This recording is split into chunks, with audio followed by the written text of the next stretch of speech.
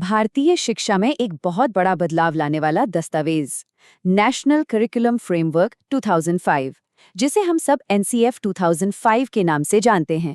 आज हम इसी ब्लूप्रिंट को समझने वाले हैं, जिसने स्कूलों में सीखने और सिखाने के मायने ही बदल दिए। तो चलिए शुरू करते हैं। अच्छा, स्कूल के वो दिन याद हैं जब मोटी मोटी किताबें रटकर इम्तिहान दिए जाते थे और जैसे ही एग्जाम खत्म सब दिमाग से गायब। क्या ज्ञान का मतलब बस इतना ही है या इसका मकसद कुछ और होना चाहिए? जानते हैं, यही वो बुनियादी सवाल है जिस पर एनसीएफ 2005 की पूरी इमारत खड़ी है।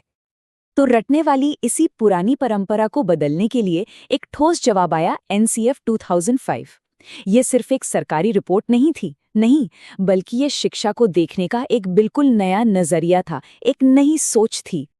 इसे एनसीईआरटी ने तैयार किया था और इसका मकसद एकदम साफ था कि पढ़ाई को क्लासरूम की 4 दीवारों से बाहर निकाला जाए और उसे बच्चों की असल जिंदगी से जोड़ा जाए, ताकि ज्ञान सिर्फ किताबी ना रह जाए बल्कि काम भी आए। तो फिर इस नई सोच की नींव क्या थी? देखिए, एनसीएफ 2005 की पूरी इमारत 5 मजबूत पिलर्स पर खड़ी है। यही 5 सिद्धांत इसकी आत्मा हैं। चलिए एक एक करके इन्हें समझते हैं। ये 5 सिद्धांत मिलकर एक पूरी तस्वीर बनाते हैं। पहला कहता है कि जो क्लास में सीखा वो बाहर की दुनिया में काम आना चाहिए। दूसरा, रटने वाली आदत पर पूरी तरह से रोक लगाता है। तीसरा कहता है कि सिर्फ टेक्स्ट बुक ही सब कुछ नहीं है, बच्चों का ओवरऑल डेवलपमेंट जरूरी है। चौथा, परीक्षा का डर खत्म करके उसे सीखने की प्रक्रिया का एक हिस्सा बनाने की बात करता है। और पांचवां, बच्चों को एक जिम्मेदार नागरिक बनाने पर जोर देता है, जो डेमोक्रेटिक वैल्यूज को समझें। ये सिद्धांत सुनने में तो बहुत अच्छे लगते हैं ना, पर सवाल ये है कि इन्हें क्लासरूम में असलियत में लागू कैसे किया जाए। तो एनसीएफ ने इसके लिए कुछ बहुत ही ठोस और प्रैक्टिकल रास्ते भी सुझाए। देखते हैं कि वो क्या थे। शायद सबसे बड़ा और सबसे ज़रूरी बदलाव था टीचर की भूमिका में। एनसीएफ ने कहा कि एक टीचर का काम सिर्फ जानकारी देना नहीं है, वो कोई ज्ञानदाता नहीं है, बल्कि वो एक सुविधादाता है, एक फैसिलिटेटर, जिसका काम बच्चों को बने बनाए जवाब देना नहीं, बल्कि उन्हें खुद जवाब खोजने में मदद करना है, उन्हें सही दिशा दिखाना है। ये पूरी सोच रचनावाद यानी कंस्ट्रक्टिविज्म के सिद्धांत पर आधारित है। अब ये क्या है? सरल भाषा में इसका मतलब है कि बच्चा कोई खाली घड़ा नहीं है जिसे हमें ज्ञान से भरना है, नहीं, बल्कि हर बच्चा अपने अनुभव और अपनी समझ से ज्ञान की रचना खुद करता है। मतलब सीखने की प्रक्रिया का हीरो अब टीचर नहीं बल्कि बच्चा है। और जाहिर है, अगर बच्चा खुद ज्ञान की रचना करेगा तो सीखने की प्रक्रिया भी तो बदलेगी। अब ये पैसिव नहीं बल्कि एक्टिव होगी, जिसमें बच्चा कुछ करके सीखेगा। ये अकेले में नहीं बल्कि सामाजिक होगी, जहां बच्चे एक दूसरे के साथ मिलकर सीखेंगे।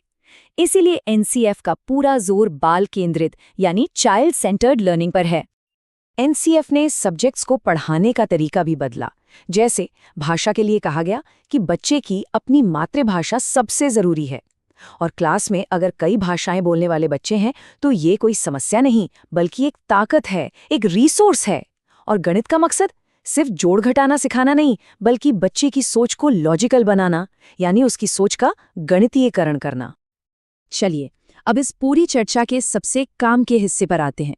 ये खास तौर पर उन लोगों के लिए है जो टीचर बनने की तैयारी कर रहे हैं और जिन्हें टीचिंग एग्जाम्स का सामना करना है। सीटेट जैसे एग्जाम्स में एनसीएफ से जुड़े सवाल बहुत आते हैं और अक्सर सही और गलत ऑप्शन में फर्क करना मुश्किल हो जाता है। लेकिन अगर एनसीएफ की आत्मा को, इसके कोर आइडिया को समझ लिया जाए तो सही जवाब पहचानना बहुत आसान हो जाता है। ये स्लाइड एक तरह से जादुई चाबी है।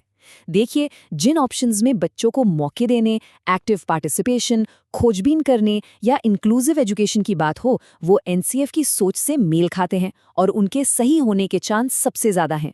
वहीं दूसरी तरफ जिस ऑप्शन में रटने, सजा देने, सिर्फ किताबी ज्ञान या बच्चों की रैंकिंग की बात हो, वो एनसीएफ के फिलॉसफी के खिलाफ हैं और लगभग हमेशा गलत होते हैं। तो कुल मिलाकर एनसीएफ 2005 को किस तरह याद रखा जाना चाहिए? हमारी शिक्षा के इतिहास में इसका असली महत्व क्या है? इसका सबसे बड़ा योगदान ये था कि इसने शिक्षा के मकसद को ही बदल दिया। इसका लक्ष्य बच्चों को जानकारियों का चलता फिरता इंसाइक्लोपीडिया बनाना नहीं था, बल्कि उन्हें ये सिखाना था कि सीखा कैसे जाता है। ये क्या सोचें से कैसे सोचे की तरफ एक बहुत बड़ा और ज़रूरी कदम था। और अंत में एक ज़रूरी सवाल जो हम सबको सोचना चाहिए। कागज़ पर तो ये विचार एकदम क्रांतिकारी हैं, लेकिन इतने साल बाद भी क्या ये सोच हमारी क्लासरूम की हकीकत बन पाई है?